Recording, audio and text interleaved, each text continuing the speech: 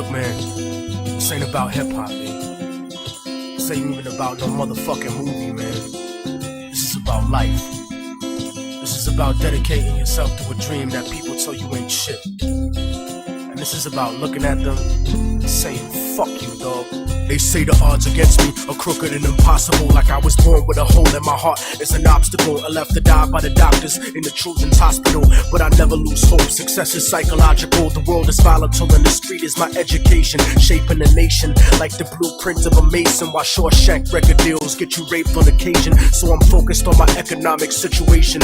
I'm like the little kids on TV that dig through the trash. I hustle regardless of the way you talk shit and laugh. A lot of niggas drop science, but they don't know the math. Cause they mind is narrower than the righteous path. It's funny how on the block, niggas that kill you for cash, but never raise the gun to cry out freedom at last. The Cold War is over, but the world is still getting colder. Atlas walking through the projects with the hood on my shoulders. I would like to raise my children to grow to be soldiers, but then a general would decide when their life would be over. So I work hard until my personality split, like the Black Panthers into the Bloods and the Crips. They said I'd never be shit, but now I sit and reminisce like Yeshua Ben Yosef flipping through Genesis. Ignorance is venomous and it murders the soul, spreading like a virus, running rampant out of control. So if I should ever fall and get caught in a hustle, let them know that I died while I fought in the struggle. From the hood rats to rich kids lost in a bubble, spray painted on the streets and in the subway tunnels. Write it down and remember that we never gave in. The mind of a child is where the revolution begins. So if the solution has never been to look in yourself,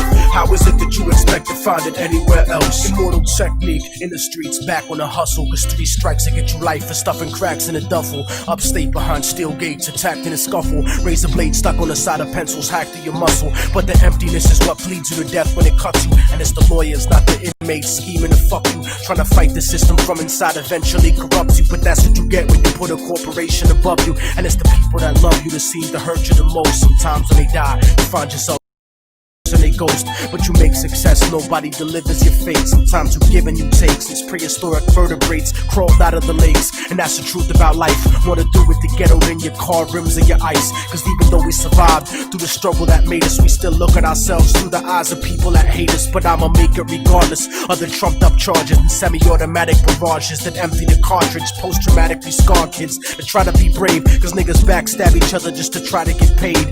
Turn cannibal like knights during the crusade. Afraid of responsibility, addicted to greed, beating a girl, purposefully losing the seed, as if we bound to the destiny we used to receive. So if I should ever fall and get caught in a hustle, let them know that I died while I fought in the struggle. From the hood rats to rich kids lost in a bubble, spray painted on the streets and in the subway tunnels. Write it down and remember that we never gave in. The mind of a child is where the revolution begins. So if the solution has never been to look in yourself, how is it that you expect to find it anywhere else? I used to wonder, don't believe in theyself. And then I saw the way they portrayed us to everyone else. They cursed us to only see the worst in ourselves, blind to the fact the whole time we were hurting ourselves. I used to wonder, don't believe in theyself. And then I saw the way they portrayed us to everyone else. They cursed us to only see the worst in ourselves, blind to the fact the whole time we were hurting ourselves. I used to wonder.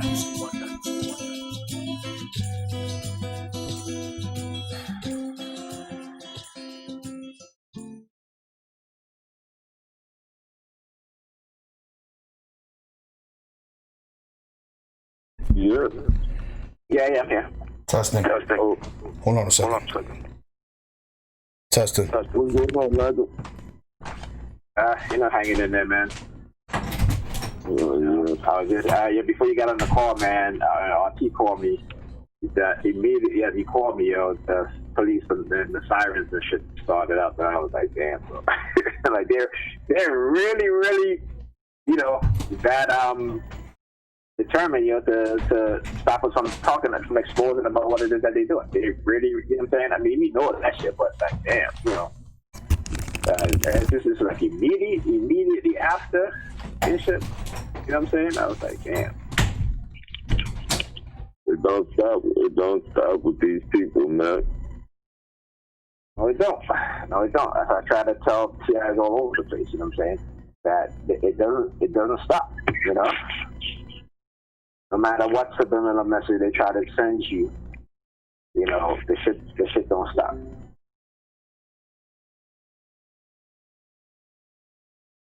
And it is a continuation of of an ongoing, terror campaign against targeted people. Yep.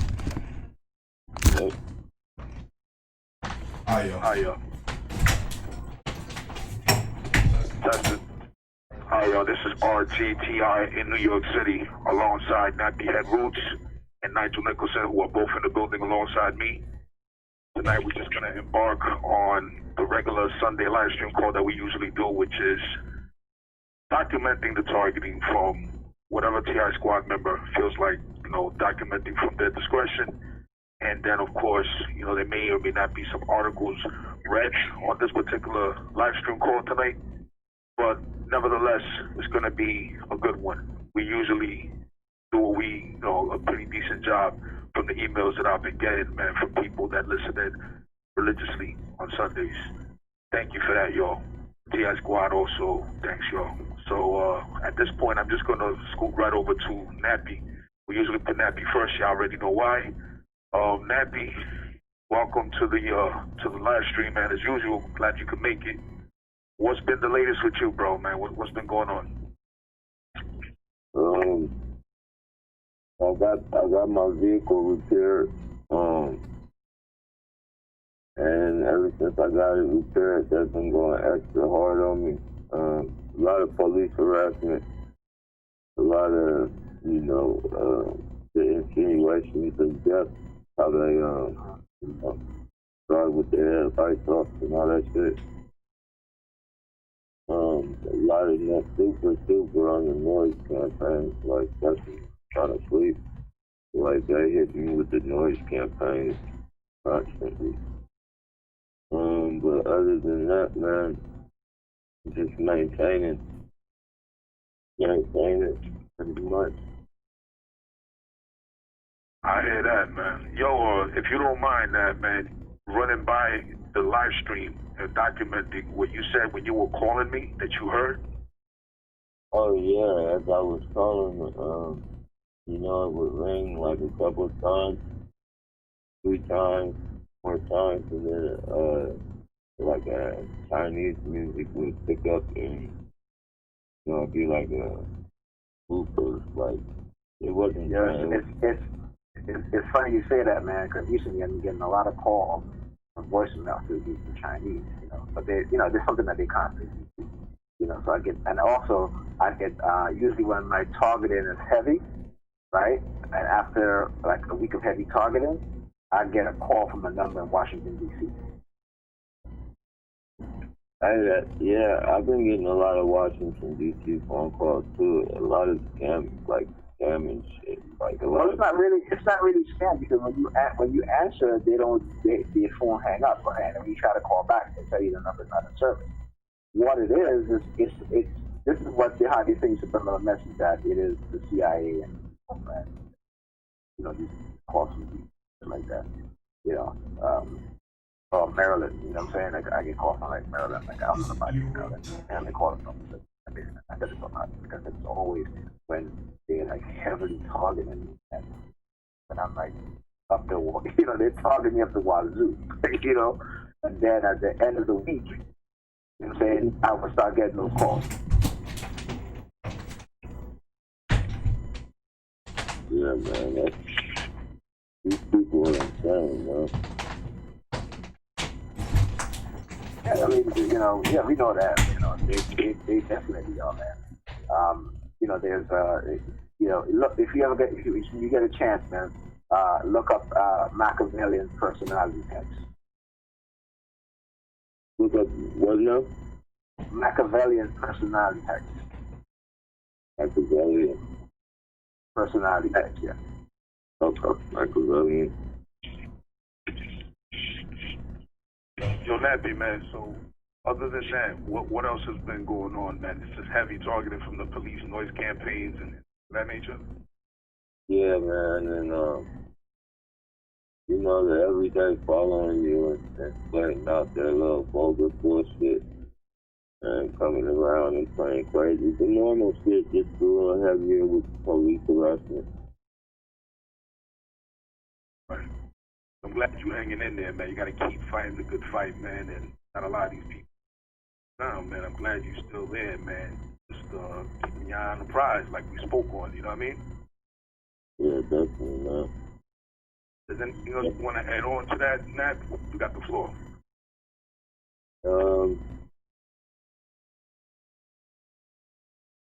No, man, not really. I just, these people, like, this month, I could say this month, like, they literally ran and stayed at the number on this month, like, just when you get into the grips and you got this shit under control, man, they flip the whole book around on you. So yeah. I think I said that because what they'll do, they'll always, it's like, and I said this, right? So when we're in this program, whenever it is that they're doing the, the organization, the propaganda campaign, every time we do something or we don't act in a manner in which they are, projected onto us, right? And also showing the people around us that, that the label or the organization is not, accurate, right? Then they'll do something else, you know what I'm saying? Because they always have to be the one in control of the narrative. They can't let you be controlling the narrative, right? So they always have to be controlling the narrative. It's like, when you're in a race and you're winning, right? But then you move what do you call it? The winning post, right? That you got to cross over, they move it further. You know what I'm saying? Yeah. So you're never going to actually win, but you're constantly fighting people, and they're the ones that are control of everything, and they set the narrative. They do whatever they want to do. When you fight back against it and you're doing it in a positive way, then they will try to get people to say negative things about you, right? Or to accuse you of something negative. You know what I'm saying? So if I try out a little analogy would be like, you're climbing out of a hole, you know what I'm saying? And every time you get to the top of the hole, you know what I'm saying, they lower more ropes down, you know what I'm saying? So they kind of like bring you back down, Yeah, exactly.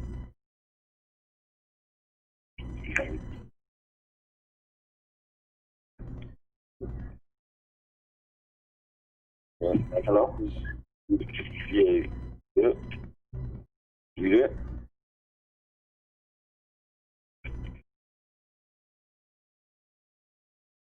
Oh. Hello? Yeah. You hear me? Hello? What'd you say? No, can you hear me? Yeah, I can hear you. Okay, you're just now coming back in. Yeah, but yeah, you're definitely right on that, man. It's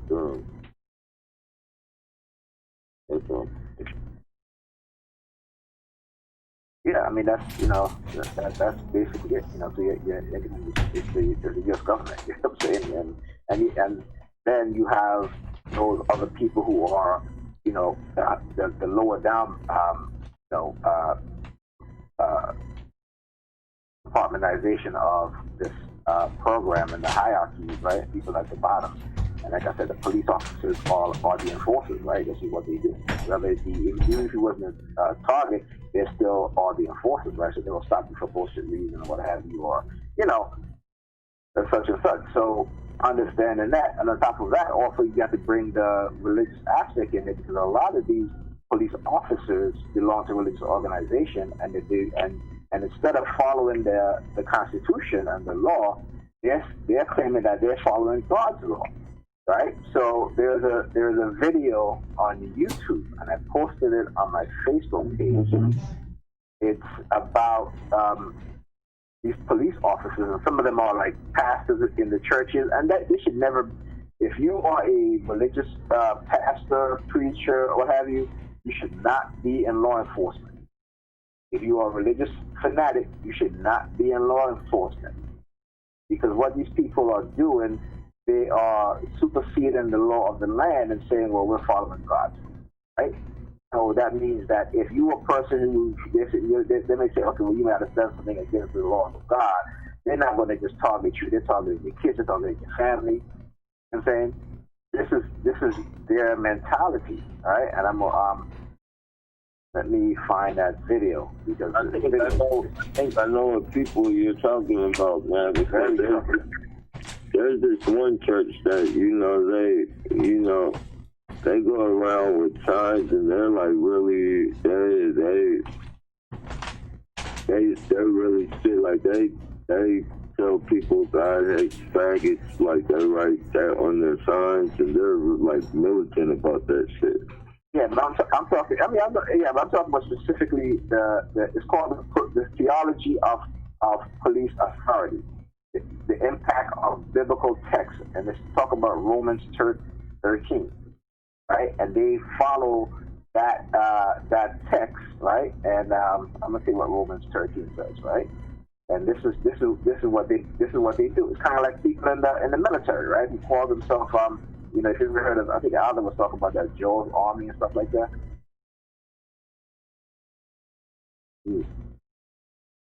Romans 13, right? So Romans 13, okay? This is what they go by. Submission to the authorities, right?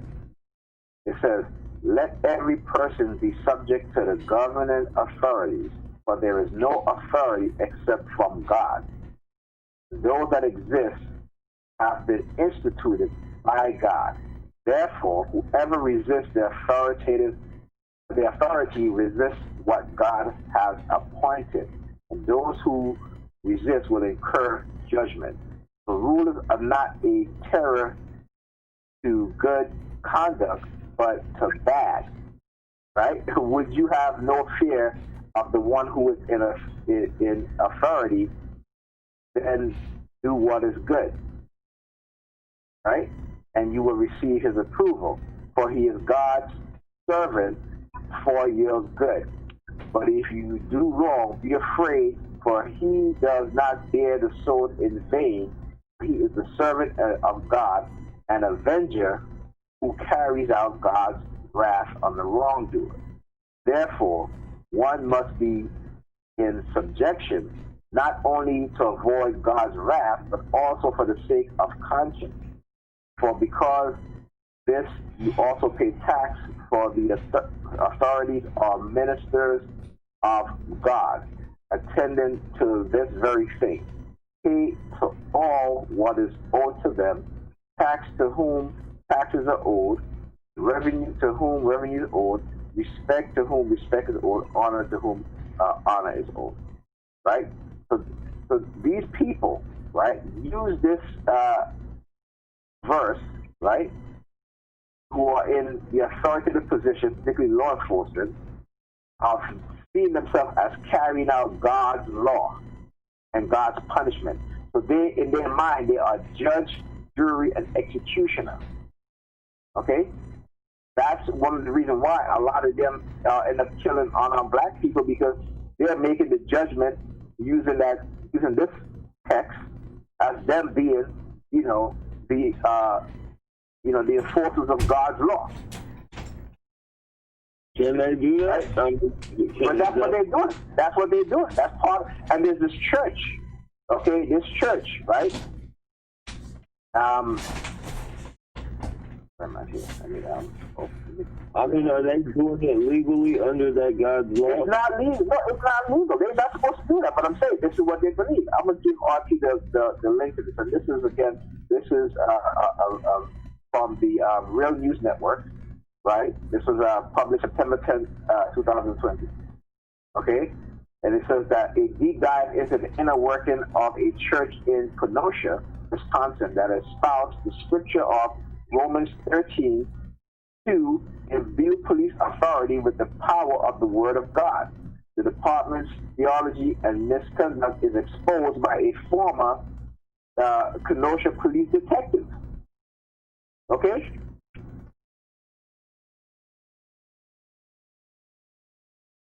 I mean, You know, come on. It's like, you know what I'm saying? Like, what else can you say, bro? You know?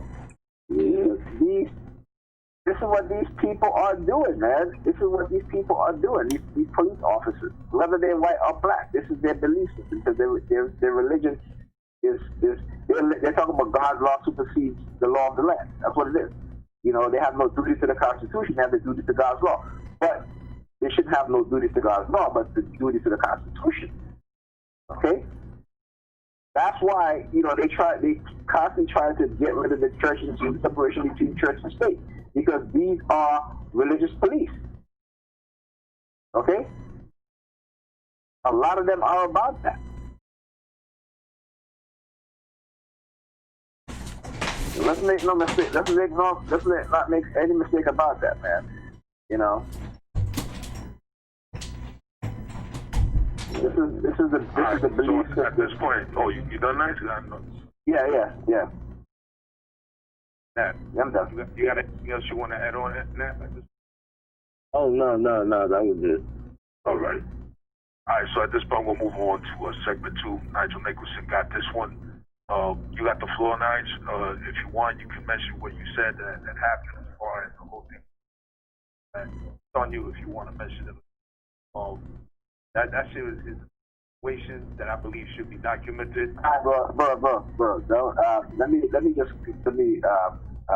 you know, I'm gonna speak from a, you know, like warning TIs about this stuff.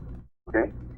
So yeah, right. So because this is what's happening. You know what I'm saying? And I'm gonna get into that, but I want to talk about, you know, my targeting. I have to go on. I'll jump onto that. But you know, my targeting, like I said, they've been targeting me heavily this week with the kids, microwaving us with pants and shit like that, and to the point where I got, like, you know, I kind of, I think she takes advantage, and at this point, I just took all my shit, and I left, and I told her, I said, listen, I'm not going through this with you. You know, I'm not, you know, I keep talking to you about this, and you keep doing the same thing, and the fact that you're using the fact that I'm a targeted individual to basically try to get over it and try to tell me what's all in my head, right? While you're basically, you know, abusing me psychologically, you know.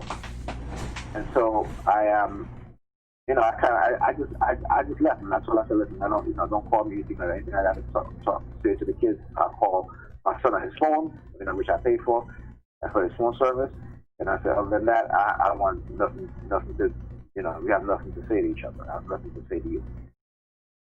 Saying, because you know, it gets. I'm at that point. You know what I'm saying? Like, I know I was going to get to that point, you know, but I'm at that point because I continue to see the disrespect, and I continue to see the you know, in the curse of persuasion, what they call trying to turn someone into like a slave. You know what I'm saying? Like trying to make someone a servant. You know. And again, all of this stuff from this after it happened to me, it has to do with, you know, with these individuals, particularly those within the belief community who are engaging in it. Okay? So I have to shut it down. You know, then they have a believing that, you know, because, you know, they do things, especially if you're a TI, right? So if you're a TI, you are in a relationship with somebody, what they'll do is that they'll destroy the relationship, right? And then they'll continue to destroy your life while they help the other person in the relationship, you know, move ahead, and also not just move ahead, not just you know, society-wise, but also in terms of jobs and, you know, income and stuff like that, right? Because once they start participating in the targeting against the TI, they get rewarded. Okay? And they get rewarded, you know, pretty fast. You know what I'm saying? So, you know, you got to look at these things and understand what's going on. And, you know, with my situation, I kind of try to stick it in there because of the kids and also because of my belief of, you know, the active destruction within the black community, especially the black families. And I did not want that to happen. And so I tried to educate her on a lot of things. But, you know, I realized that I realized it a while ago, but I started saying it recently. I said, you know, she's book smart, but not intelligent in terms of what goes on in the world, because she lives on her own, you know, what happened. But anyway, so, you know, I kind of got the feeling that, you know, like they were trying to use her on whatever it is that they're telling her, manipulating her, and trying to, make me into some type of subservient person to her. Man. And I'm not going to do that. And once I start to feel that way, you know what I'm saying, because of what it is that I see, then yeah, I have to pull the plug on that. You know what I'm saying? And so, the kids are the ones that's going to be hurt by this the most. You know what I'm saying? But I'm not going to abandon my kids. I'll still be in their lives. Just like I see over there. And if I do go over there, it's just probably to spend a day with them, and I'll leave afterwards. I'll stay. And so, it is what it is. Because again, they use many different myriads of people to influence, people around you to participate in this stuff, and like even my family, I've been here for the latter half of the week. They start targeting me here too. Again, they try to run that pedophilia team and shit because, every time I come out of my bedroom, especially yesterday, my bedroom, my nephew, daughter, she's looking after my niece's son, for about 1 year and a month old. And every time I come out of my bedroom to go to the kitchen, she comes out. Like, it happened like a couple of times, and I said, if it happens again, I'll go out again, I'm going to take my phone and I'll start recording so you can see.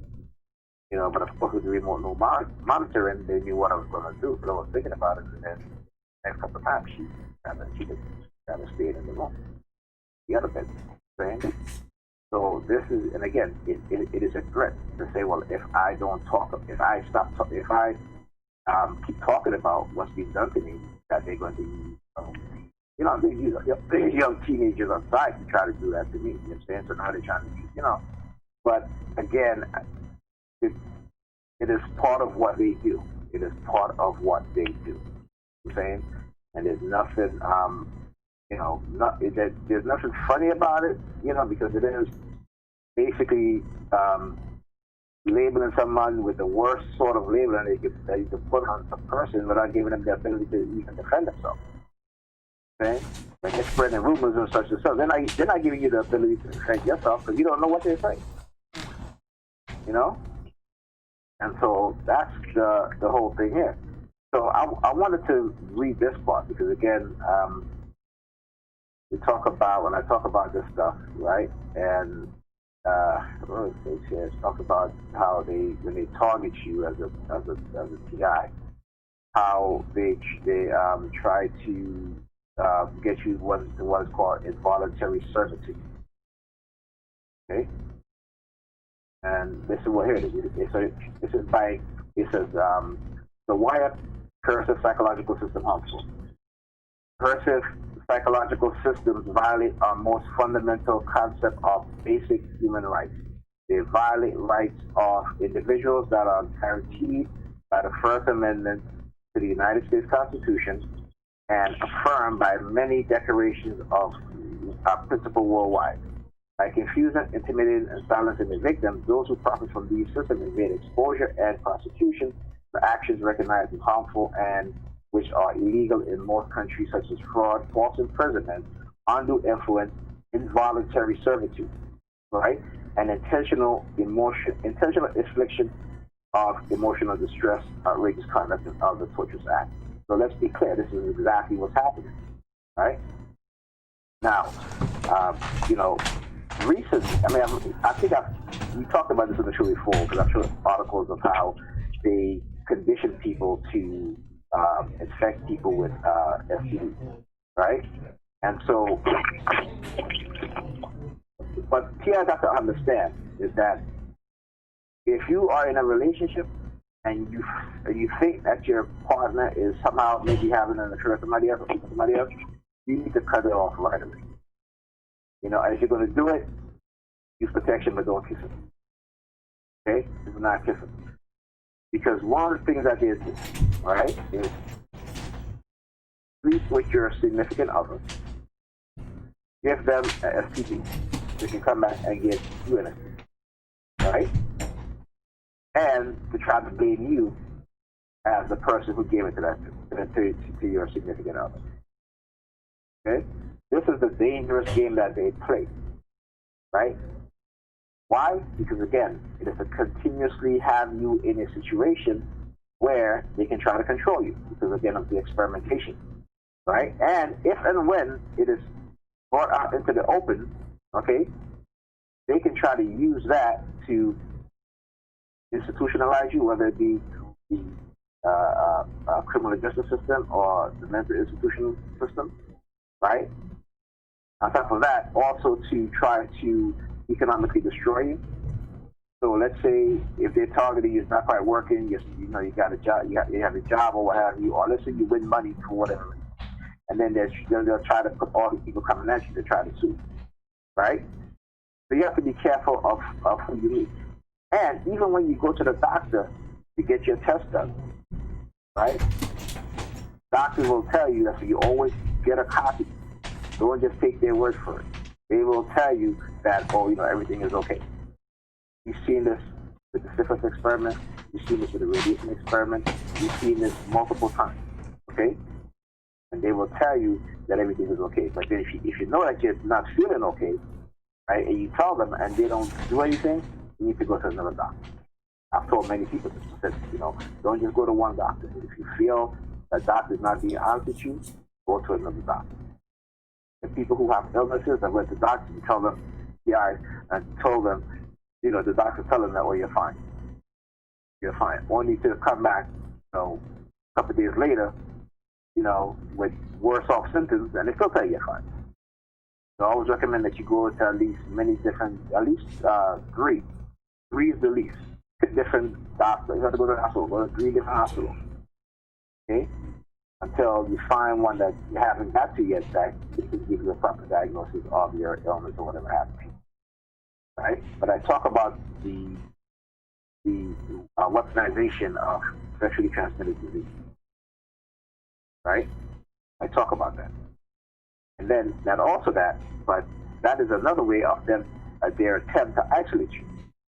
Right? So if, you know, you meet somebody that manipulates you, what have you, you know, they try to give you like HIV or some shit, you know, that's some of the psychological threats they try to give me. And I remember one day I was walking, I was coming from the laundry, and I got stung by what I thought was a bee. And when I hit it, it felt like metal. It didn't feel like a bee or anything, like, it didn't left any sting, anything like that. And it felt like a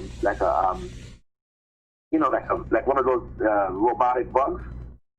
That's how hard. It was really, really hard. And then after that, they started targeting me, started looking at my arm that I got stung in. You know? And then all of a sudden on my computer, all of a sudden, you know, all these ads about HIV treatment and shit start popping up. But listen, I've only been with one person in over 12 years. Okay, I've taken HIV tests every single year. It has always been negative. Even before I've started going to my doctor that I have now. Okay? It's always been negative. Right? So again, you know, this is the kind of game that they'll play, that they'll try to find ways to, you know, to isolate you, to silence you, to even kill you, right? And try to do it in such a way that they bear no responsibility. Okay? Whether it be giving you cancer through direct energy weapons, microwaving, whether it be using honey traps to give you STDs, right? And so as a TI, you have to really, really be careful with the people who you meet, and even the person you're in a relationship with. If you're in a relationship with somebody, whether your husband or your wife, or your girlfriend or boyfriend, if they're not willing to listen to you, then you need to either, you know, depending on how your situation is, but if you can, you need to leave. If you can't, then, you know, you need to be very, very careful if you're going to have any sort of sexual intercourse or sexual contact with that person. Okay? And for the most part, you shouldn't even have sexual contact with them, period. If they're not listening to you and if they're not taking your concern seriously. If they're refusing to go to the doctor with you to get, you know, STD checkups and stuff like that. I went to the doctor recently to get an STD checkup and as well as blood work done. And I'm sitting in the office, and this woman was in the other office, and they were loud too. And the medical assistant asked her, and she was like, "Do you want to take an STD test?" And she was like, "No, I don't need that. No, I don't need that." And it's like, how do you know? But again, that's when I heard her say that, I said, yeah, because that's a conditioning that are done to us as people, particularly black and brown people. Where we're so afraid to know. I always say it's better to know than to not know. Okay? Because imagine if they use a honey trap and use a TI, give you an STD, an incurable one. You have sex with somebody and you pass it on to them. As a matter of fact, if a person that you meet, you're in a relationship, you have sex and for whatever happens, whether you use protection or not. Okay, because what people don't understand, and I said this to my older son all the time, I said, listen, even if you're not having intercourse with somebody, you can still get the STD. You're having oral sex, if you're kissing that person. Okay? So I tell them all the time, I said, before you engage in any type of sexual act, whether it be kissing them or what have you, I said all the time, I said, don't just meet somebody, you date them and you kiss them. I said, no. I said, the first thing that you need to do is you say, if I'm going to date you, you need to go get an STD test. That's for HIV, that's for herpes, that's for gonorrhea, syphilis, all of that. Okay? I mean, he doesn't worry about HPV because, as a teenager, he got the HPV vaccine. But there's, again, I keep telling them, I say, listen, you can get oral herpes, you can get gonorrhea of the mouth, you can get chlamydia of the mouth, you can get syphilis of the mouth. Okay? And on top of that, if you look at the statistics of people in the United States that have STDs,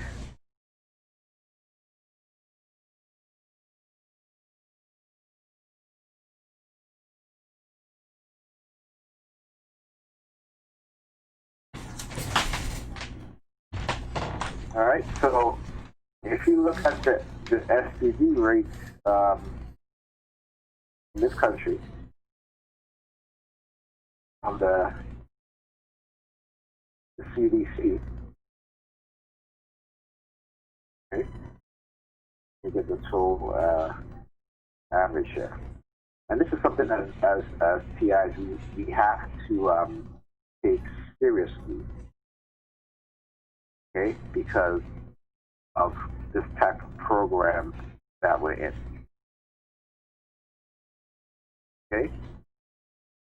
And so you go to the CDC from, I want to get the latest results here.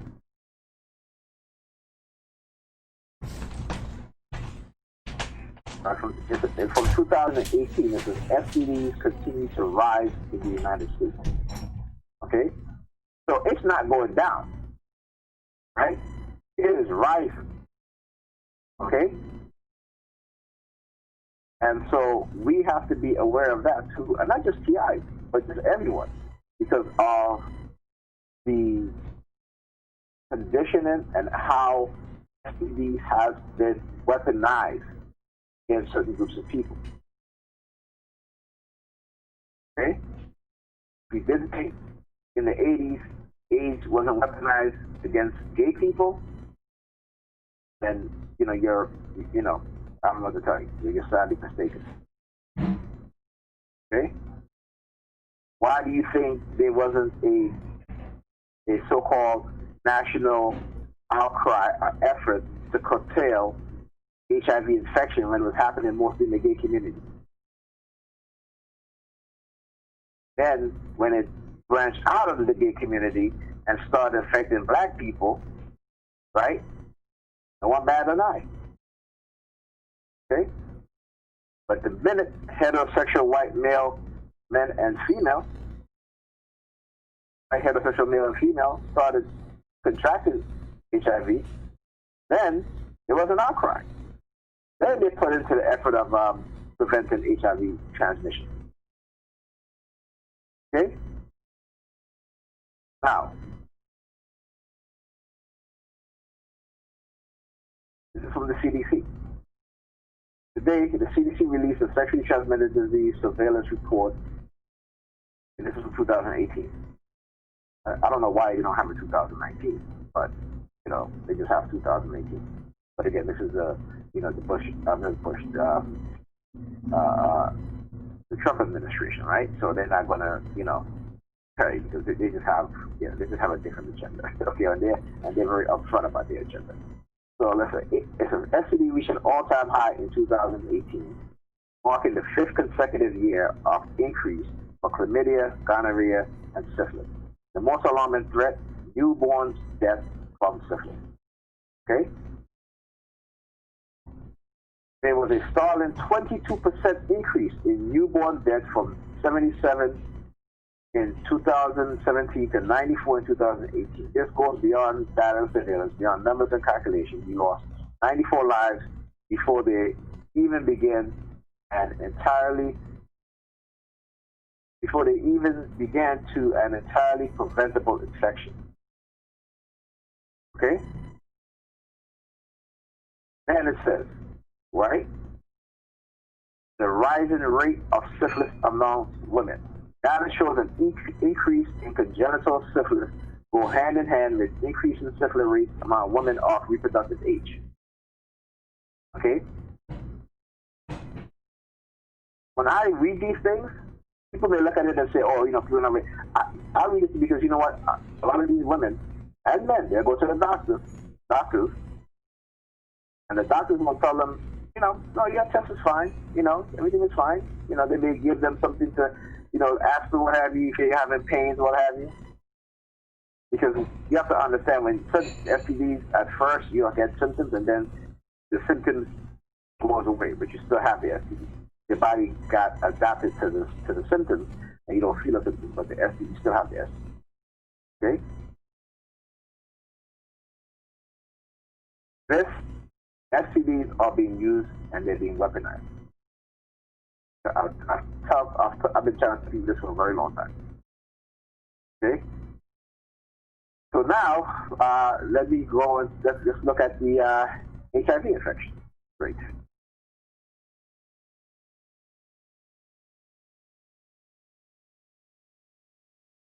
Okay? And again, this is something that, people kind of don't think about, they don't talk about, because they're still shy about these things, they still feel embarrassed about these things, and you shouldn't be, because this is your life. Okay? This is your life.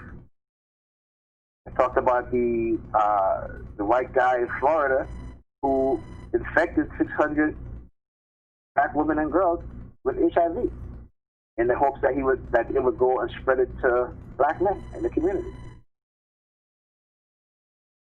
Okay? So it is not,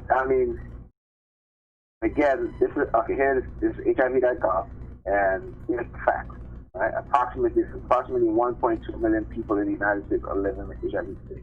About 40% of them, 1 in 7, don't know it. And I know the number is higher than this. Okay? HIV continues to have a disproportionate impact on certain populations, particularly racial and ethnic minorities and gay and bisexual men. Now, if you look at Indiana, when Mike Pence was governor of Indiana, refused, right, to provide contraceptive, to have, condoms and stuff like that at the health clinic and, other places. And the STD rate in Indiana skyrocketed. Let me find that article.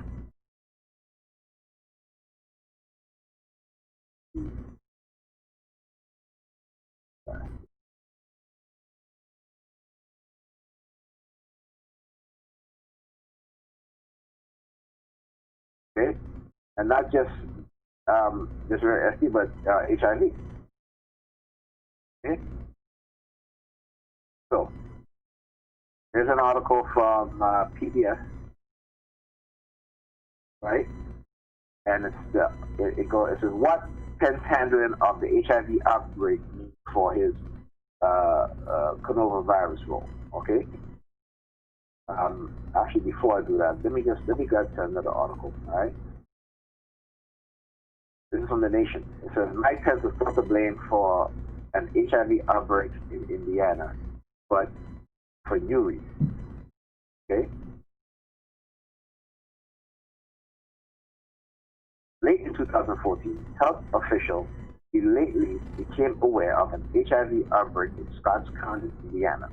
With fewer than 24,000 people, this rural county rarely saw a single new case in a year, according to the New York Times. But by the time government agencies tried to stop the transmission of the virus a few months later, some 215 people had tested positive. One man seemed responsible for needlessly letting the situation get out of control. Indiana's then governor, Mike Pence. 2015, when the virus was seen to rapidly move through networks of people who use intravenous drugs, even the reluctant local sheriff encouraged the government to authorize a clean needle exchange, a proven tool to reduce such an outbreak. But as the Times reported, that when he became Donald Trump running mate, Mr. Pence, a steadfast conservative, was morally opposed to needle exchange on the ground that they supported drug use. His opinion was based on an incorrect belief, which research has long shown that needle exchange do reduce HIV and hepatitis. It has also shown that they do not encourage drug use. Pence went home to what? Pray on it. Before he decided to approve the limited needle exchange, many observers believe that the program acted as a kind of public health Hail Mary pass, staunching a catastrophic wound that would have gotten much worse. But as new research from the Yale School of Public Health published in the British medical journal The Lancet HIV shows, even that was marked by chaos and disorder, and the program likely had little effect on the outbreak. Indiana's needle program began with police officers initially confiscating syringes, and it went into effect the same day that Pence signed a bill that upgraded possession of a syringe with intent to commit an offense with a controlled substance from a misdemeanor to a felony charge. Subjected to imprisonment of up to 2.5 years, the law began immediately after the 30-day exchange. This is what he did. So he signed it, right? Reluctantly signed it for the elections program. Then he changed the law. Right? Then he changed the law to say, well, anybody who's going to be exchanging needles, then you can be charged from for a felony. Okay? So it says the study, also co-authored by Yale Assistant Professor of Epidemiology and one-time ACT UP activist Greg S. Kunstler, and Associate Professor of Biostatics, Ecology, and Evolutionary Biology, Forrest W. Crawford. And while it projects that the worst of the HIV outbreak in Indiana was unavoidable, this was because the reason not previously understood. Conservatives and Crawford wrote that the needle program began well after the peak of the epidemic. The number of undiagnosed HIV infection had already fallen substantially by the time the public health emergency was declared and the syringe exchange program implemented. All right? This is not the, this guy, and I keep saying this all the time, these people who all have these religious beliefs and all this stuff. So also, they were also pushing abstinence, right? They were stressing abstinence in terms of sexual education, which we know don't work, right? It didn't work when they were teenagers. It didn't work when their parents were teenagers, okay? And they were having sex. The stupidity is, is overwhelming. Okay? But it says here, And again, here in you talk about in Missouri, right? Where they don't even in some counties they don't even have a place where you can get tested for STD. Okay, and then they started prosecuting people to say, well, it will reduce HIV, which was not true. So they were incarcerating people with HIV just to get them off the street, right? But it didn't stop the increase of it. So this was in Charles County, and it says that Charles County shut down its only STD clinic, which had performed about 1,000 STD exams in 2017. Okay? Lacking any ability to test for STDs, St. Charles County is primed to become another Scott County. I have reported at the St. Charles County Courthouse for years, and nearly every case I have witnessed other than the HIV trial has been for drugs. The opioid crisis is so bad, the country is suing drug manufacturers.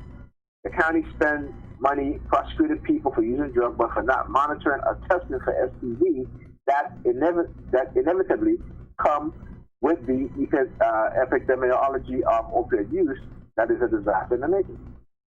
Then it says, with such a retreat from infectious disease prevention, America could become the next Greece, a country where I am conducting my current research and where the relationship between gutted public health budgets and rising HIV rates is well documented. Okay, in 2009-2010, the first year of austerity, a third of the street work programs were cut because of scarcity of funding, despite a documented rise in the prevalent use of heroin. Okay, as condom and syringe distribution fell and prevention efforts declining in Greece, the number of new HIV infection amount injected drug users rose from 15 in 2009 to 408 in 2012, an increase of more than 3,000% in 4 years. Okay? Here in the United States, and I'm just gonna, I'll give RT the link, and you can post it in the chat, but in the chat in the description. But understand, okay, when I say that here in the United States, STDs are weaponized against communities of color, particularly the black community, right, and then also the gay community. Because again, you have to look at how it is that governors, city councils, don't think about being more preventative, okay? But instead, they think that, it only affects these group of people. They still have that mentality. They still have that way of thinking, okay? They still have that way of thinking. And particularly when we know they talk about depopulation in the society, this is one of the ways in which they can depopulate the society, right? And particularly, like I always say, I've said this a couple of years ago. I said, every teenager in high school should get tested for STDs every single year, at least twice a year. That should be mandatory. Because when you do that, because, in teenagers in high school, they sleep with each other left and right. And they pass the STDs back and forth. Right? And so also when you look at the STD rates among young people, it's climbing. And not just with HIV and other STDs, but you talk about herpes, which is non-curable. You have oral and genital herpes. You got to live with that for your entire life. Okay?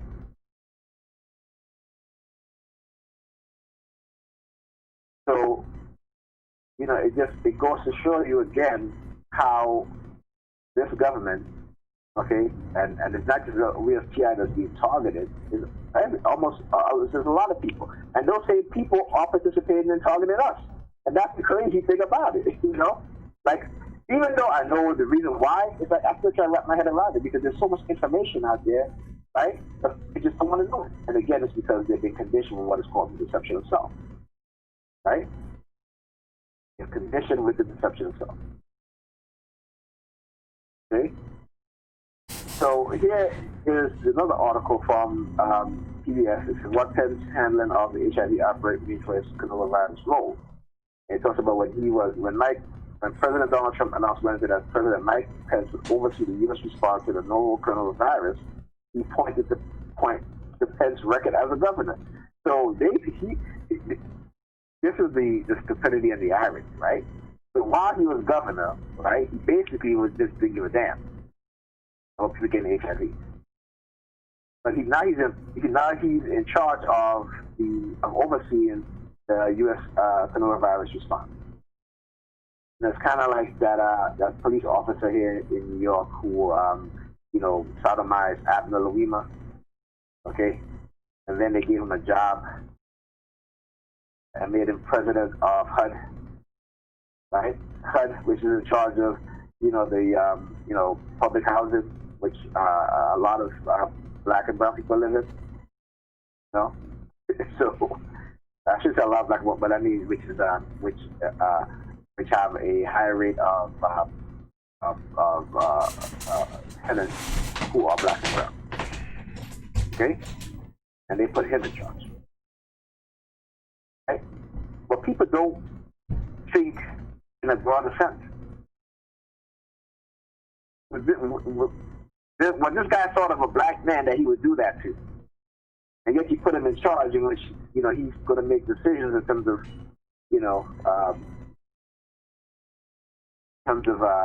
maintenance in these public housing, tenant occupancy. But it's being done for a reason, because just as how government took white people out of public housing, the majority of them, and brought them to the suburbs and give them all the stuff. Now they're going to be gentrifying these houses, these public housing projects. Okay, because they're teaming up with private real estate agents and private developers. People are not intelligent enough to understand that and see that.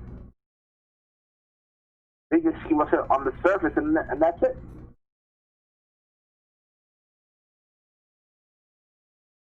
I'm saying, it is ridiculous, right? So anyway, but it says when Mike Pence was governor, he established great health care, Trump said, adding that Pence is very expert in the field. But critics have raised concern about Pence's handling of another viral outbreak, the HIV in rural Indiana, including what they see as a failure to direct enough funding to public health and for allowing his personal religious beliefs to keep him from acting quickly to implement an evidence-based needle exchange program to slow the outbreak. Yeah, I talked earlier about these religious people who are on the police force, right? Rolling out God's law, God's punishment, okay? Instead of following the Constitution and the law of the land. This is how society starts to fall. This is why when you look at societies that have religious leaders, or religious society that's controlled by, these so-called religious rulers, do your research. Just go look. Just go look. Do your research and see how well they're faring and how the people are faring. Okay? There's a reason why there's separation between church and state. And it should always remain that way. Because the minute it goes either or, we're in trouble. We're all in trouble. Okay? So it says in 2015, when Pence was governor, a total of 190 people were infected with HIV, most of them in a southern Indiana town of only 4,200 people. The Center for Disease Control and Prevention, which stepped in to help Indiana contain the spread, said the situation was the worst documented outbreak of HIV among IV users in the past 2 decades. Pence defenders say he handled the situation well, coordinated effectively with a variety of local, state, and federal stakeholders. A number of studies have documented the issue with the state response. Okay, in 2018, a study published by Lancet, the leading medical journal, found that if the state had intervened years earlier based on early warning signs, they could have prevented at least 129 infections. right? So you had 190. What's that number again?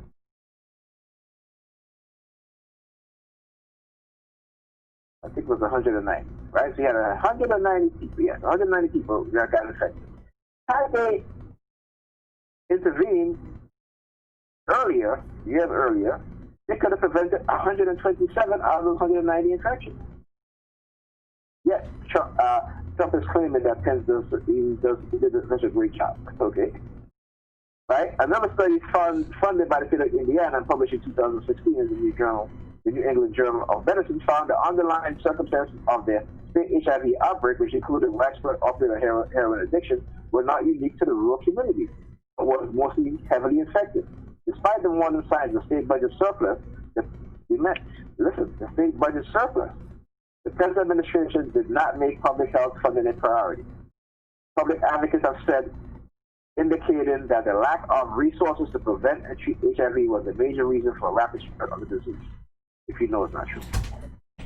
Now, this is the problem with some of these religious leaders, particularly those who are married, right? Because they like to tell you that you shouldn't be having sex, okay?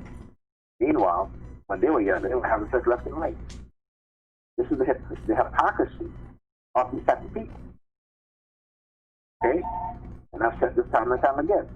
So I'm reading this because, again, we need to be constantly aware of this. I went to complete blood work, STD test. The doctor sat down with me and said to me, everything is fine. Everything is fine. But the way she sounded, I did not believe her. I didn't believe her. So when I left and I said, you know what, let me go back and get a copy of everything. I only get a copy of my HIV result. So she also says, every STD is fine. So she says, if I was got an HIV, just, show pass, right? And so that, because I tell her, I'm been with anybody else since, we got into our relationship. Okay? And, like I said, I just don't trust them. And particularly being a TI, being experimented on. And the fact that also, the history of this government, what it's done to black men in particular, right? But experimenting on black men with STDs. I'm not saying there's only black men, I'm just saying that from history, right? And also with women too. And so I don't really, trust them in any sense. These doctors also, and particularly when I was being heavily targeted this entire week, and particularly the way that she sounds. So anyway, I got that, came home, and that was that. And then that got me thinking. I'm like, okay, I have to talk about this stuff. Okay, I need to talk about this stuff because this is important, right? And so let's go back to STD rates. I'll talk about the HIV STD rates. I think I gave you guys a rate on that.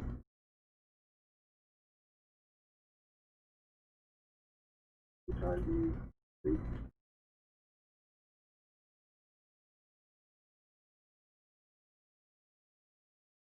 I think cities, right? I say in America. So,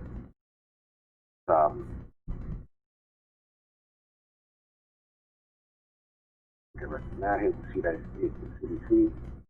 Again, it's in 2013, 37,960 people received an HIV diagnosis in the United States. Independent areas from 2014 to 2018, HIV diagnosis decreased 7% among adult adolescents. However, annual diagnoses have increased among some groups. Okay? Now, who is the most affected in terms of HIV rate in America? Whereas first it went from gay white men, then it moved to gay black men, then it moved to heterosexual black men and black women, then heterosexual Hispanic men, Hispanic women, and heterosexual white men and white women, and that's when they decided that, hey, you know what? Yeah, we need to take this seriously. We need to, rethink our game and try this prevention stuff. Okay? America today, black people are the number one group of people who are continuously being diagnosed with HIV. Okay? So, in 2018, white woman heterosexual contact, it was only 656. 956. Right?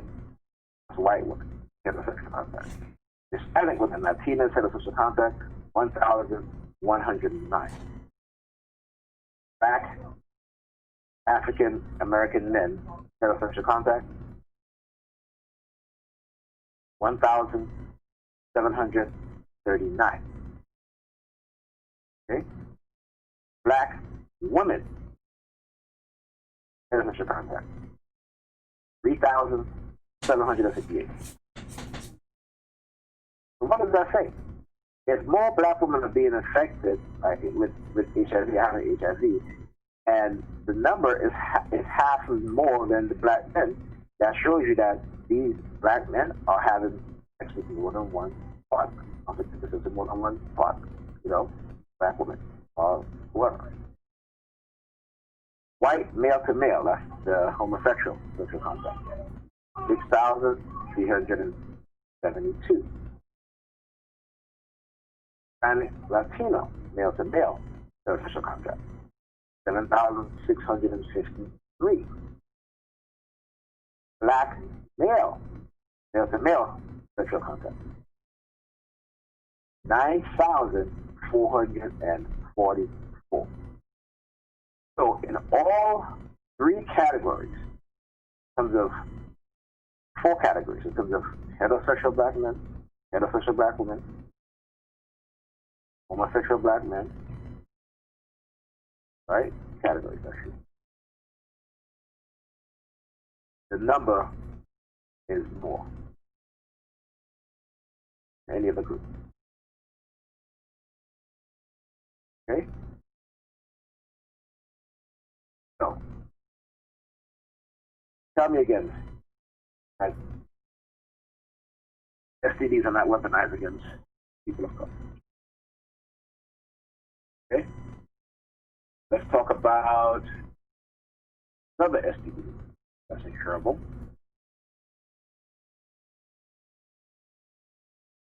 Is herpes 1 and 2.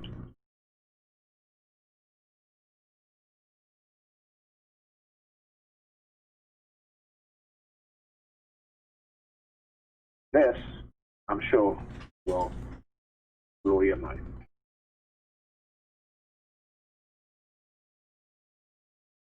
And this is, it's crazy how the CDC don't have an update in terms of the rate. And I wonder why. Why are they not, even 2019? Why? What's going on? Right? Why are they not putting out the percentage of people? Why is it that it goes back only to 2018? Right? Why? I mean, it is crazy that you have to go to other sites to, get any type of information, updated information. Okay. So let me get the status. Right. So, how many people in the U.S. have herpes? Herpes simplex virus 1, herpes simplex virus 2 are both known to cause genital herpes. It is estimated that in the United States, 47.8% of people aged 14 to 49, that's 47.8, almost half the population of people 14 to 49 have SVS1. Right? While 11.9 of Americans in the same group have SVS, SSV, HSV2. This is from 2017, this number, right? Theoretically, this means that over 195 people in the United States might have genital herpes. But we know that number must actually be somewhere lower than this. Not every herpes infection actually causes symptoms, right? And if it does, it isn't always in the genital. And also that too, but just because you may not pass it yourself doesn't mean that you can't pass it on, okay? Even though it's, you know, the transmission rate is very low, there's still a chance to pass it, right? So, herpes can cause a latent infection, meaning the virus can lie dormant in your system without causing any symptoms. Because of this, not everybody who has herpes knows it even through knows it, right? Even though it's bad writers, if you get comment there. Let me read that again. Because of this, not everyone who has herpes knows it. Even though the Center for Disease Control and Prevention estimated there are 776,000 new cases of genital herpes in the U.S. each year.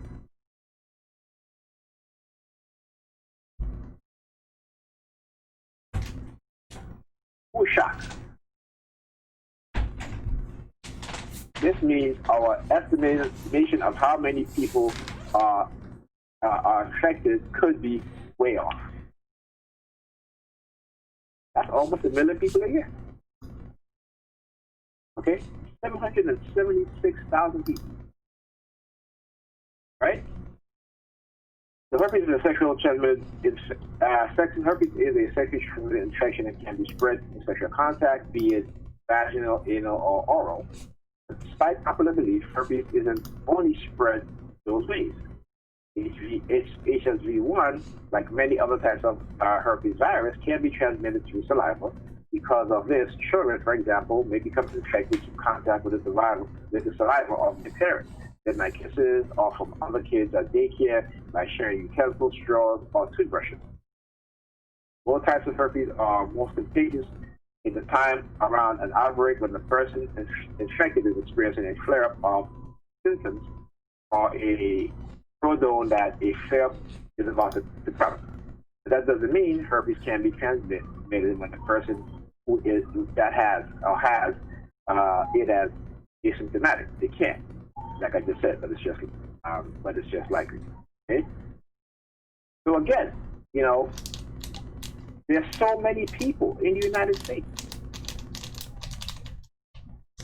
right? 195 million. And on top of that, and this is from what? This statistic was taken in 2017. And as I read, how many people get infected with this every single year? 776,000 people every year. So that's from 2017, this is what, 2020, right? And 2020 isn't over yet. But let's say just take those 2 years, 2008 and 2019. That's over 1 million. Okay? Yes, it's another million. So we're going up to almost 200 million. All right? That's more than half the people in the United States. Okay?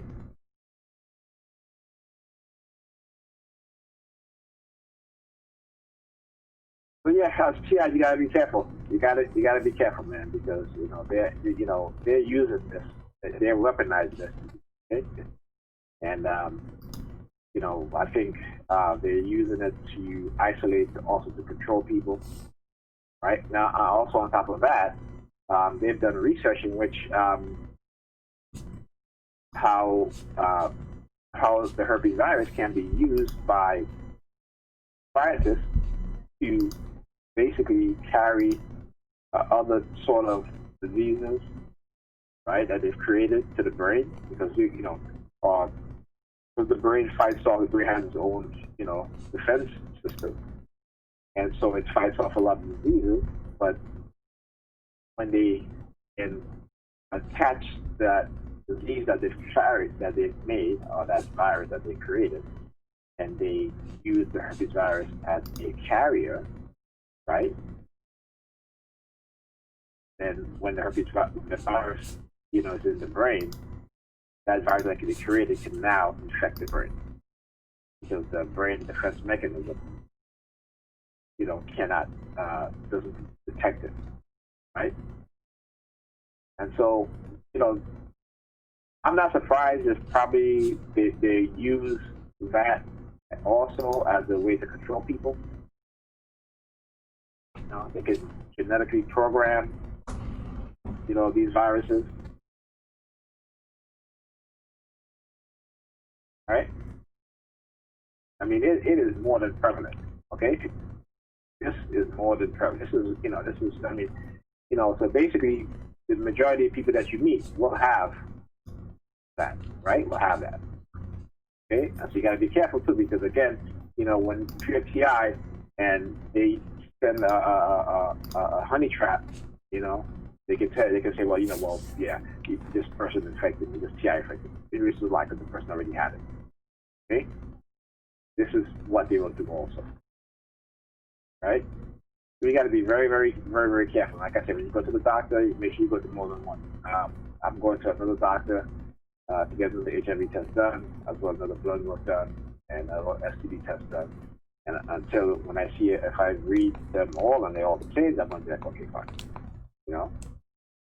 But like I said, this is how I was targeted this week, and what the doctor had told me. I just like, kind of left that. Like I said, she just looked at me. She's like, "Oh, everything is fine. Negative, negative, negative, negative."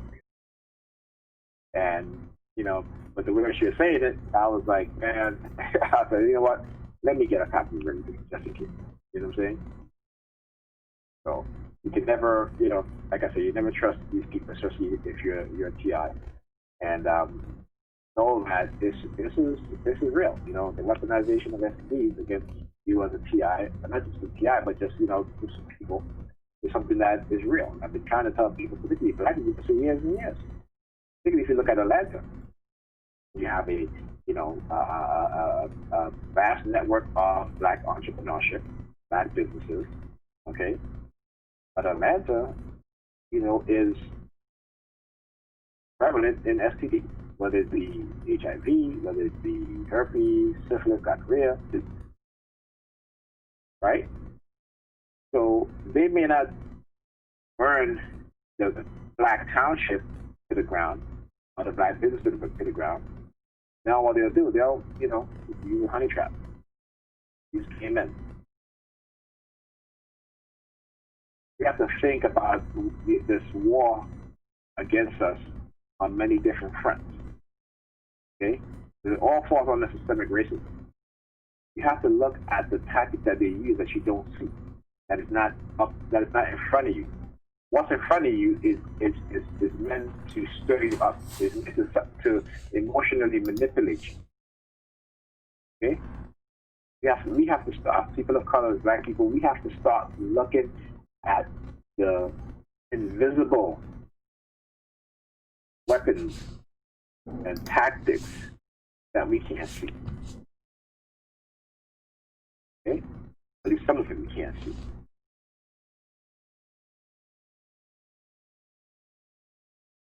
All right. Well, that's what I got to say at this point. I got to get back to doing some work. I have homework I have to do, and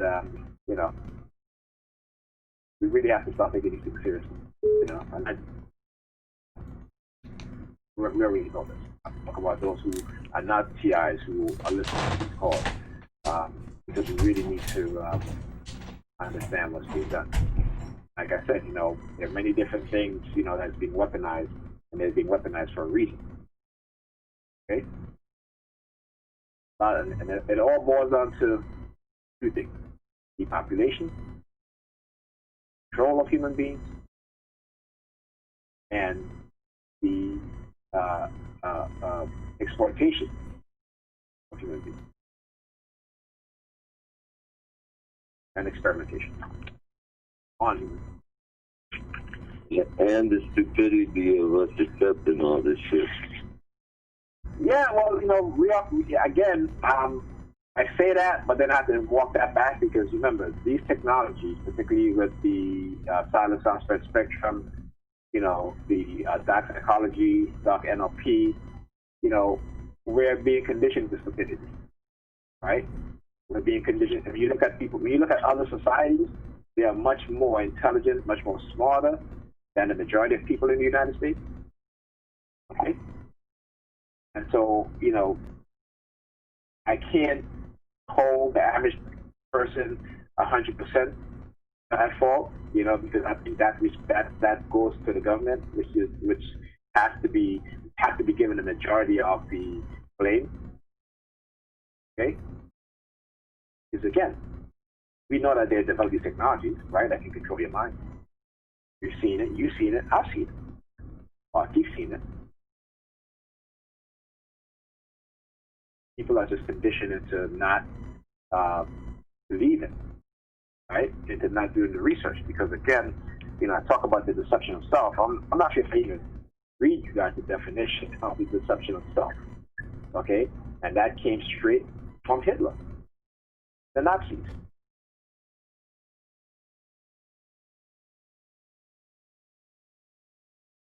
Okay, or what is called the psychology of self-deception. Right. So let me see if I can give you a quick yeah.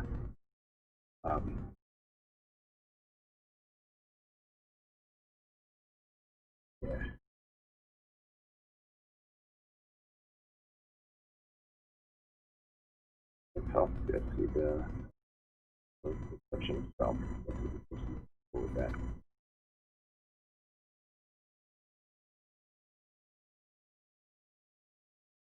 See here. Okay.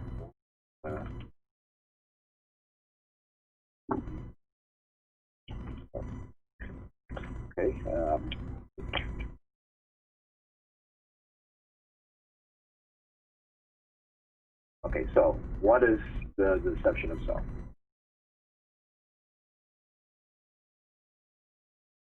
So, deception of self. Self-deception reduces cognitive load, the role of involuntary consciousness, memory impairment. Okay. There's an article that I'm trying to find that basically it's on the Nazis and how Hitler conditioned the German people with this.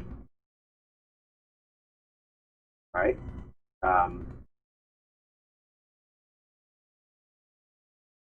Did they take it off the internet? I don't know. It's like they might have taken it off because I don't see it. It's one of the first things I use when I'm okay. So it says psychology of defense. This is from Psychology Today. A sharp look into some of our most important ego defense. The psychoanalyst theory, ego defense are unconscious process that we deploy to defer the fear and anxiety that arise when we think we are who we think we should be. Our consciousness superego comes into conflict when who we really are unconscious. For instance, at an unconscious level, a man finds himself attracted to another man, but at a conscious level, he finds this attraction fatally unacceptable. To diffuse the anxiety that arises from this conflict, he may deploy one or several ego defense. For example, he might refuse to admit to himself that he's attracted to this man, or two, that he superficially adopted ideas and behavior that are diametrically opposed to those of the stereotypical homosexual, such as going out with several pints with a lad. Go ahead. Okay? Then he goes to talk about repression. Repression can be thought as motivated forgetting. The active, Albert unconscious forgetting, the unacceptable drive, emotions, ideas, or memories. Repression is often confused with denial, which is the refusal to admit to certain unacceptable and unknowledgeable aspect of reality, whereas repression relates to mental or internal stimuli. Denial relates to external stimuli. That said, repression and denial often work together and can be difficult to disentangle. Repression can also be confused with distortion. which is the reshaping of reality to suit one inner need. For instance, a person who has been beaten black and blue by his father no longer recall these traumatic events, depression, and instead sees his father as gentle and loving man. Distortion. In this example here, there's a clear sense of distortion, not only building on, but also reinforcing the repression. Now, this is I really need to find this article about how Hitler used this, because it explains how the Nazis, right, conditioned the German people, and how the German people, even though they knew what happened to the Jewish people, they basically act as if they didn't know, right? Because they no longer wanted to see anything or hear anything, right? That they just totally block everything out. Okay? This is something that, again, this is what's happening in this society a lot. We start to see it. We start to see, especially in this Trump era, the people are not looking at this individual for what he really is, because he has gaslighted. He has basically used psychological tactics on the American people, right? And not just the American people, but other people as well. Okay, and I mean it's kind of ridiculous, but I cannot. I guess they removed the article. I may have downloaded it. I'm not sure if I have it. I don't have it on this new computer, but it was a riveting, article that talks about how this deception of self within the German people came about, and how, like, for example, like, information became the enemy, the truth became the enemy. Okay, no one wanted to hear the truth, right? They were just like, I don't want to hear it, shut up, whatever. This is what they do to us. Yeah, something was happening to us. What they say, I don't want to hear it. So it's like, get over that, or no, I don't want to hear that. I don't need that. It just kind of shuts you down. Right? Because within them, within their personality, their mindset, it was the creation of the deception of self. Okay?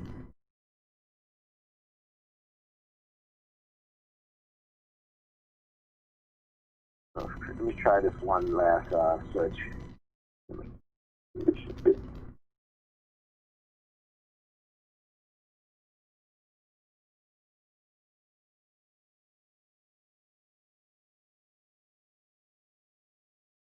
Let's look at that. Let's see. If I don't find it, I'll search for the documents, and I'll keep looking. I'll keep it and add it on to the call.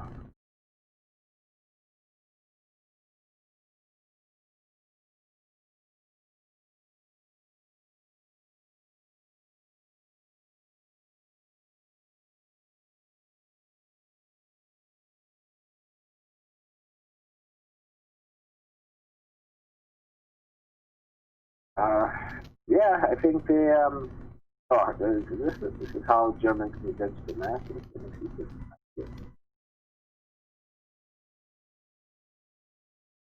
But this is an interesting thing, right? So this is again, and this is pretty relevant. The propaganda has been around for centuries, past millennia, existed both in times of war, and continues to position itself at the forefront of culture, society, and most importantly, politics. The implementation of propaganda in Nazi Germany before and during World War II represents an incredible phenomenon of hatred and racism. During the first half of the 20th century, anti-Semitic propaganda rapidly grew in Germany, cultivated in the eventual Holocaust of the 1940s. Right? Propaganda. Okay? This psychological manipulation, so during the first half of the 20th century, anti-Semitic propaganda rapidly grew in Germany, cultivated in an eventual Holocaust of the 1940s. Propagandistic pieces led to warped sense of reality based on manipulation of one's ideology of current situation. This psychological manipulation led to both soldiers and civilians participating in the Holocaust. The power of propaganda represents a crucial boiling point in human morality in Nazi Germany. By utilizing technological advancement in radio, cinema, mass printed, and other visual stimuli, the National Socialist German Workers' Party, Nazi Party, waged a home front war to convince the populace of who they believed was the true enemy, the Jews. This clever use of propaganda to Germany in the first half of the 20th century acted as a driving force behind the Holocaust, fostering a national identity forged in hate and racism. What is the definition of propaganda? The typical definition of propaganda, according to the Universal Dictionary, is the spread of ideas, information, or rumors for the purpose of helping or injuring an institution or a person, a cause, and a person. Adolf Hitler, the leader of the Nazi Party in Germany, described propaganda as a truly terrible weapon in the hands of an expert. Okay? George Orwell, English author of the popular novel Animal Farm in 1984, described propaganda as lies, even when one is telling the truth. Perhaps the greatest definition of the concept of propaganda is by Richard Allen Nelson. Propaganda is neutrality. The propaganda is neutrally defined as a systematic form of purposeful persuasion that attempts to influence the emotions, attitudes, opinion, and action of specific target audience for ideology, political, or commercial purpose through the controlled transmission of one-sided messages, which may or may not be factual, via mass and direct media channels. Okay? So I'll give all the link to this, but you guys can read this. It's a very insightful. But I'll try to find the other article that I read about the deception of self, and that's why doing these research and understanding psychology and understanding these things, you get to understand how people are influenced by it, even though they don't want to believe that they're being influenced, right? Because again, that influence, it bypasses their conscious state, and it beds itself deep in the subconscious, and it stays there, okay? And they act upon it without even realizing it, okay? And that is the danger of these things. So people don't think that what happened in Nazi Germany can happen anywhere else, right? But it can. Now, they've gotten a lot smarter. They're not going to take guns and bombs and kill you. But like I said, they may infect you with HIV, infect you with cancer, right? They may they may put shit in the food, right? Now you're getting diabetes and you have heart and liver disease and all this stuff, right?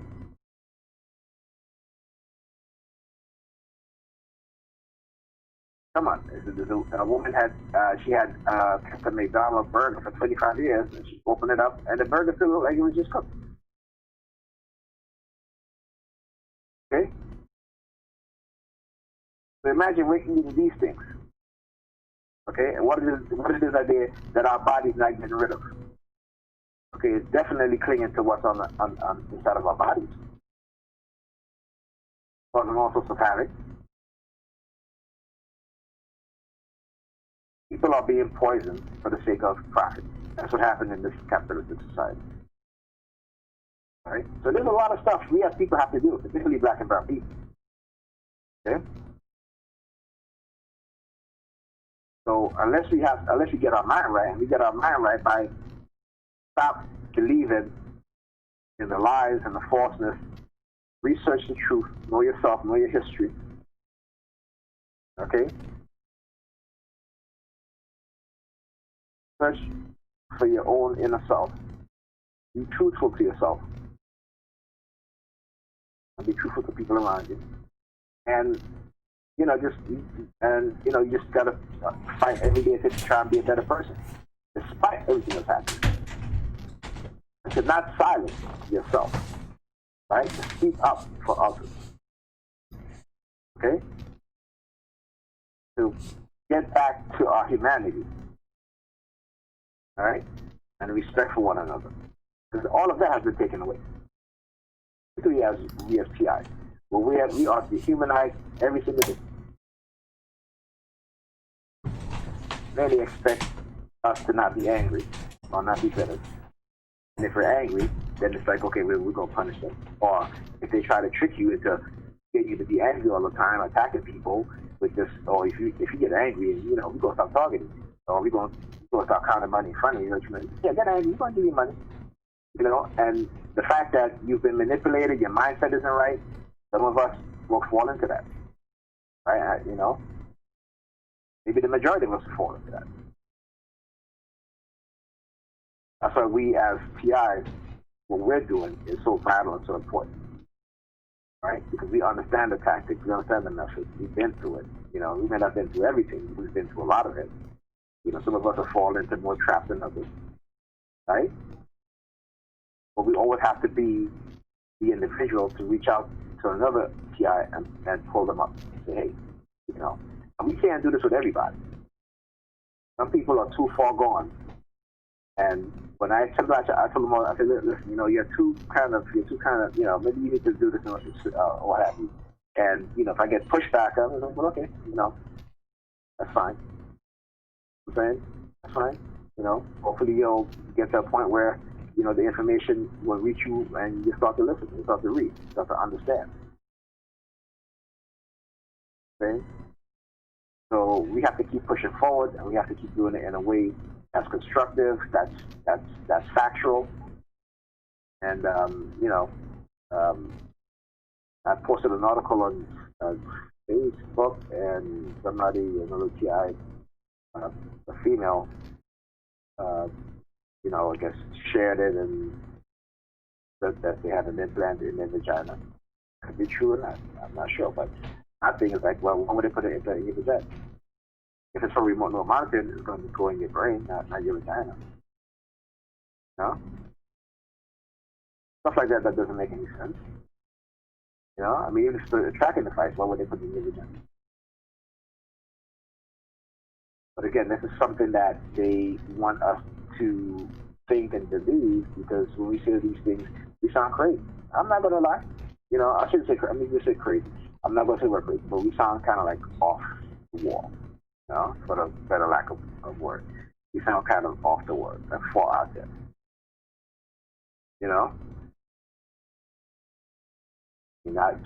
I woke up one morning and I went to the bathroom and I had bleeding from my rectum. I didn't say I had an implant in my ass. It's always funny, right? You know what I'm saying? Because I sometimes you got to discern and use common sense, because again, sometimes they try to make us believe and think all sorts of things, and again, it is to confuse us, to make us sound, like I said, far out there and out of tune and sound kind of wacky. So that when we start saying this, no one will believe us. Some people saying I got an implant in my penis. Okay, well, why would they implant your penis? Well, they want to track to see how many people you're sleeping with. Okay? If they're going to implant you, let's say for tracking, what have you, a remote neural monitoring, they're not going to put it anywhere in your body to be a break. Okay? We really have to. I'm not saying that it can't be true. I'm not. I'm just saying from my perspective. I'm thinking logically. I'm like, well, why would they put? I would like remote neural monitoring.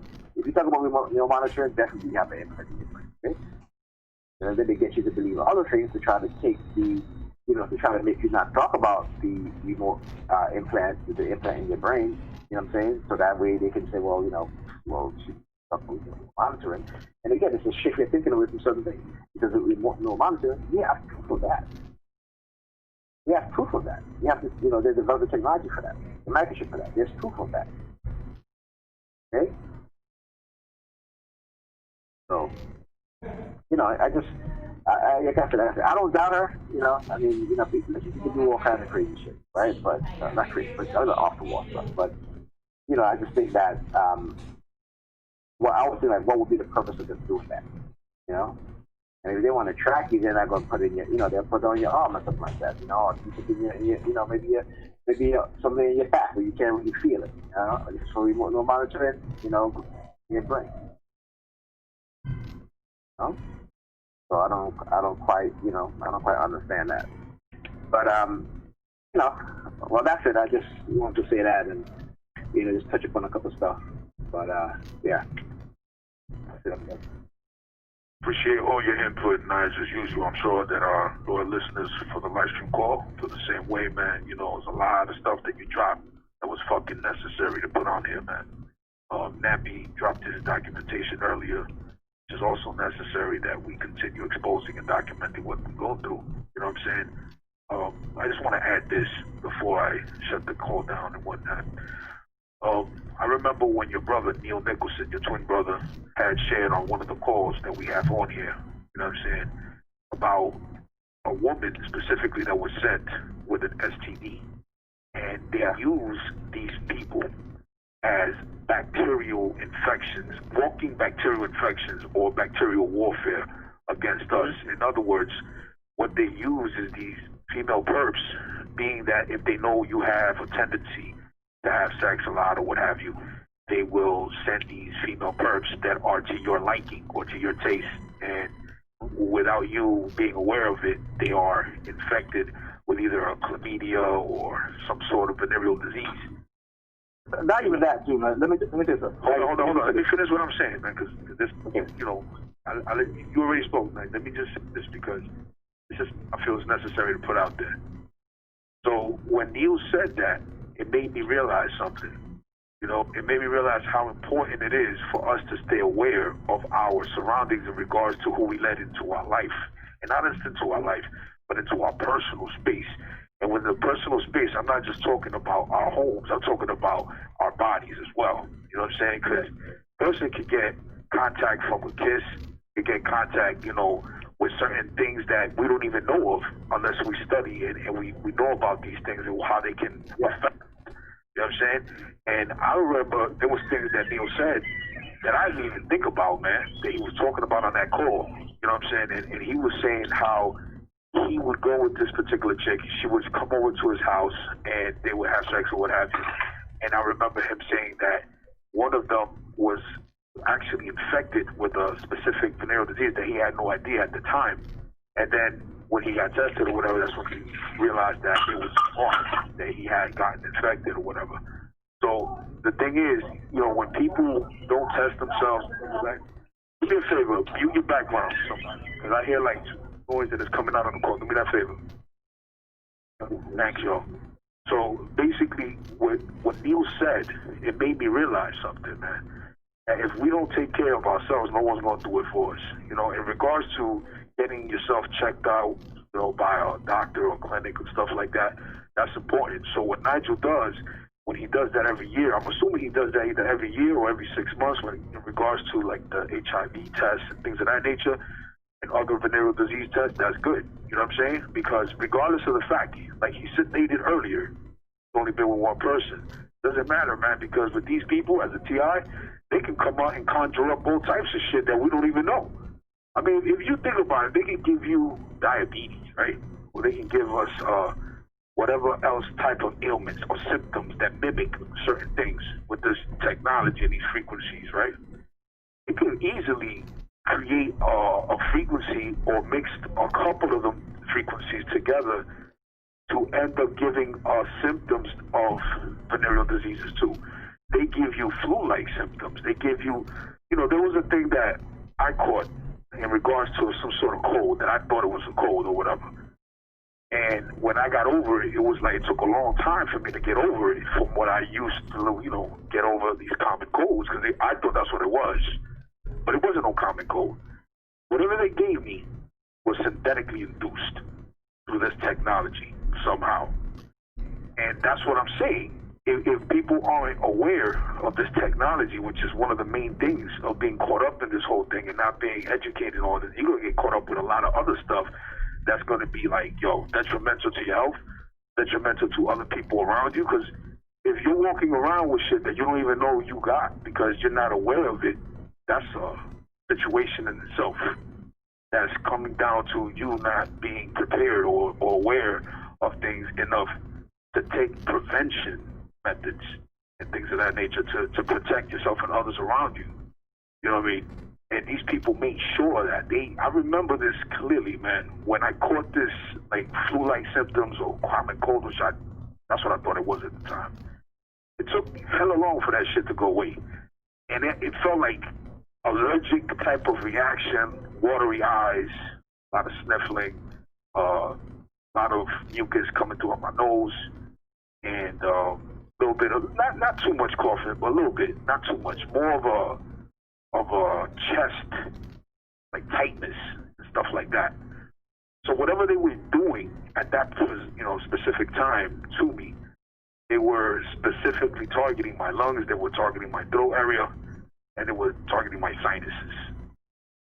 Something that I'm sure that they've done before to other TIs that we just didn't know or we weren't aware about this technology.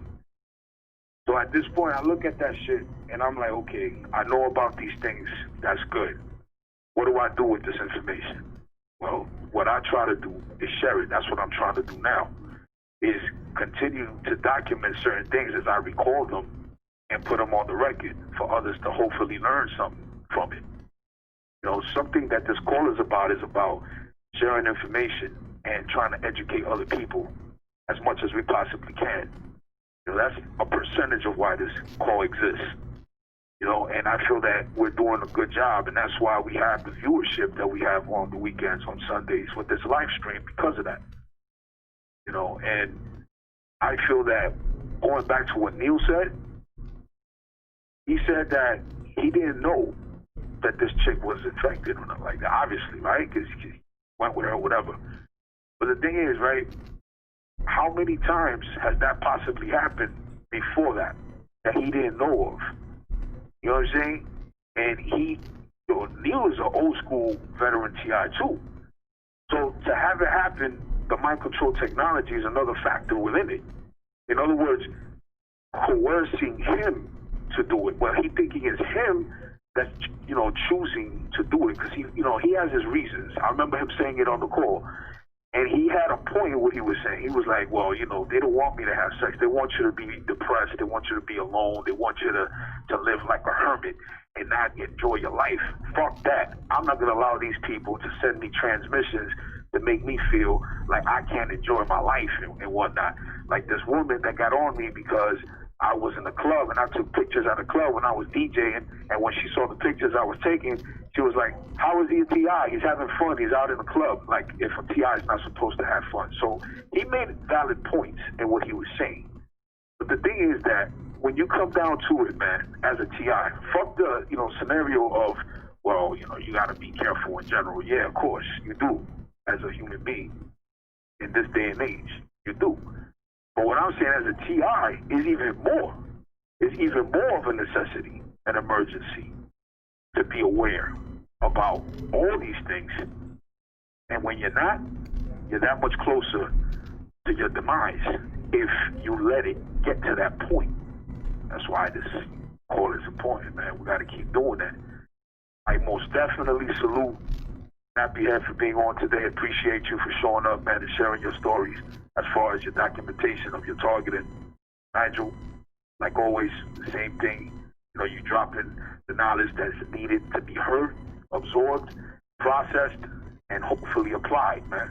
Because the following thing that people should always try to do when we acquire so much information, right, is apply it, man. That's one of the last steps. And some people don't follow it through, man. And that's one of the things Bruce Lee had said. He has a quote, and I'm going to try to paraphrase it because I don't remember it 100% of, the verbatim. But it goes something like, we must, we must not just do, we must apply. You know what I mean? So that right there is something that we all have to keep in mind, man. Applying ourselves by learning more, sharing information, passing the torch to the next generation, and things of that nature, man. I appreciate everybody was a call, man. Before I shut the call down, I'd like to ask if anybody else has anything they want to add on or say, feel free to do it right now. Shit, man. I was going to say something, but I kind of forgot it. You know what I'm saying? But absolutely, bro. And the thing is also that you have to also, as a TI, right? And those, because a lot of times, at the beginning of a targeting, they're going on both emotions, confusion and stuff like that. Is that if you get the mentality, sometimes what they do is that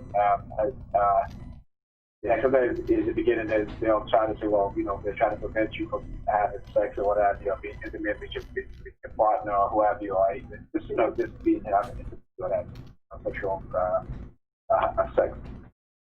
And for a lot of people, when somebody try to tell them that, oh, you can't have that. Sometimes it causes that person to possibly, put themselves in harm's way. Right?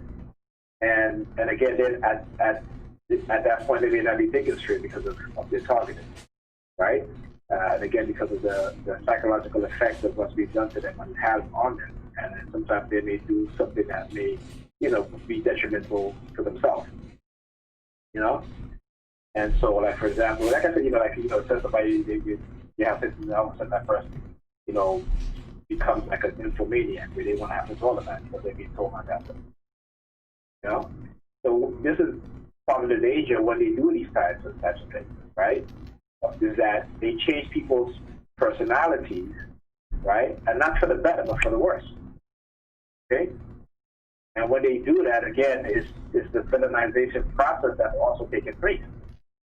Right? So now they have a person acting in a negative fashion that might be detrimental to themselves, and now they just take a hands off of it because they're already, instilled a sort of conditioning within that person, and that person is fighting it back, but they're not realizing that they're not fighting it back in a constructive way, but in a way that's detrimental to themselves. So I mean, you can find this in the book Mind Control Language Pattern, Dr. Nigel talks about people who have been conditioned in a certain way, and their whole lives are destroyed because they do things that are detrimental to themselves, right? And they have no clue that the people around them, and the people around them have no clue that they have been through a process of self-destruction. Okay, so that's all I want to say. Much appreciated.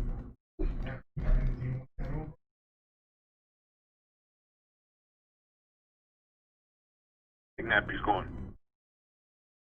Alright, well, salute to everybody, man, for the listeners. Appreciate it. This was a good call.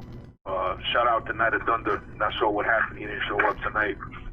He's probably up there, handling this. Nappy's back. Nappy's back. Hello? Yeah, go ahead, Nappy. Oh, Nap, go ahead, bro. Oh, I couldn't hear you guys. Oh, word. They're fucking good, bro. They're definitely messing. We could hear you clearly. Can't hear nothing? No, I can hear you now. I couldn't hear you. Oh, okay. You got anything you want to walk down? Hello? You got anything you want to say before I shut it down, Nap? They mess up the mic or something. Audio. Yeah, definitely. So, Nap, don't even worry about it, man. It's all good, man, if you get first, man. I'll shut the call down. I was asking if you want something, but they're blocking your mic or something about it.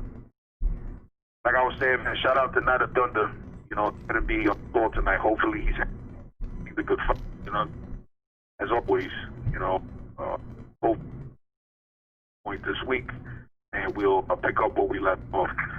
Again, I'd like to thank Nappy Head Roots and for tonight. This has been a decent call, and our loyal listeners that come to hear our podcast, man. Appreciate y'all. To say good night, good, positive, up ahead, hopefully, and gotta keep on doing what we're doing, regardless. Everyone, good night, and thank you for being a part of the call. All right, nice. Peace.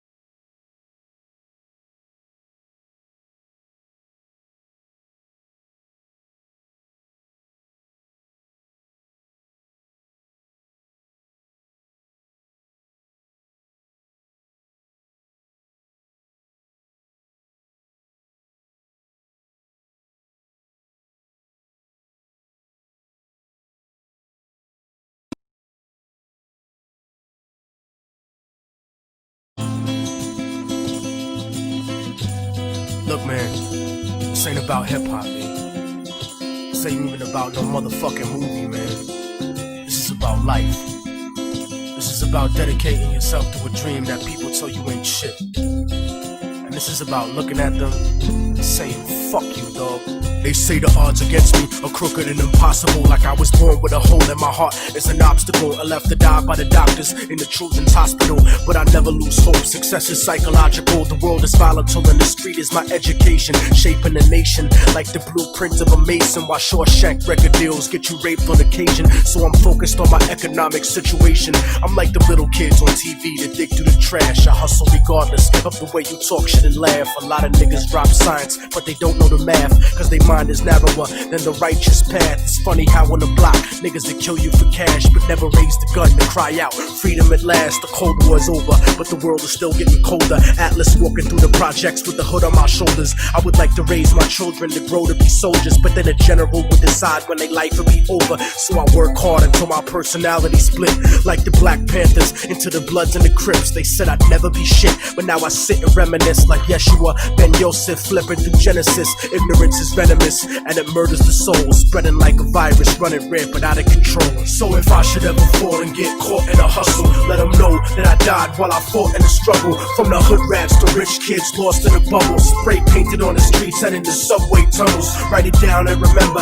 that we never gave in. The mind of a child is where the revolution begins. So if the solution has never been to look in yourself, how is it that you expect to find it anywhere else? Immortal technique in the streets, back on the hustle, cause 3 strikes to get you life for stuffing cracks in a duffel. Upstate behind steel gates, attacked in a scuffle. Razor blade stuck on the side of pencils, hacked through your muscle. But the emptiness is what bleeds you to death when it cuts you. And it's the lawyers, not the inmates, scheming to fuck you. Trying to fight the system from inside eventually corrupts you. But that's what you get when you put a corporation above you. And it's the people that love you that seem to hurt you the most. Sometimes when they die, you find yourself cursing a ghost. But you make success, nobody delivers your fate. Sometimes you give and you take, since prehistoric vertebrates crawled out of the lakes. And that's the truth about life. Wanna do with the ghetto in your car rims and your ice, cause even though we survived through the struggle that made us, we still look at ourselves through the eyes of people that hate us. But I'ma make it regardless of the trumped up charges and semi-automatic barrages that empty the cartridge. Post-traumatically scarred kids that try to be brave, cause niggas backstab each other just to try to get paid.